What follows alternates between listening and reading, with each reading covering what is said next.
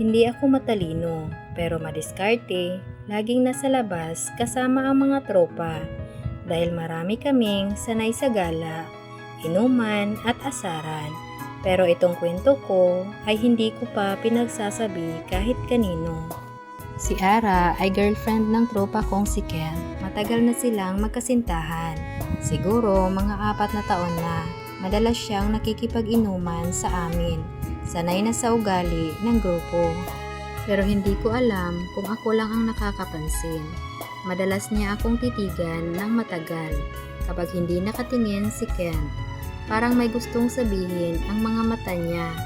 Isang gabi, pagkatapos ng birthday ni Kent, medyo lasing na kaming lahat. Tulog na si Kent at ako ay nakaupo sa sahig. Si Ara naman ay nasa tabi ko nakasandal. Wala na ang ibang tropa at kaming dalawa na lang ang gising. Tahimik lang kami hanggang bigla niyang sinabi sa akin, "Alam mo, kung hindi ko lang nakilala si Kent, ay ikaw ang gugustuhin kong karelasyon. Ikaw yung klase ng lalaki ang tipo ko." Tumingin lang ako sa kanya. Hindi ko na kailangang magtanong kung seryoso ba siya. Hindi ko na rin kailangan ng pahintulot. Yung mga labi na niya ang sumagot. Sa mismong couch kung saan natutulog ang tropa namin ay doon nangyari ang lahat. Mabagal, tahimik, pero puno ng kontrol. Napilit naming sinisira. Bawat halik may kaba. Bawat galaw may halong takot.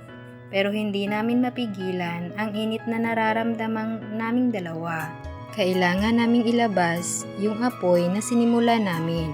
Kahit na kinakabahan na baka magising si Kent, ay mas kapanapanabik ang pagnanakaw ng bawat sandali. At pagkatapos ng aming ginawa ay umalis siya na para bang walang nangyayari.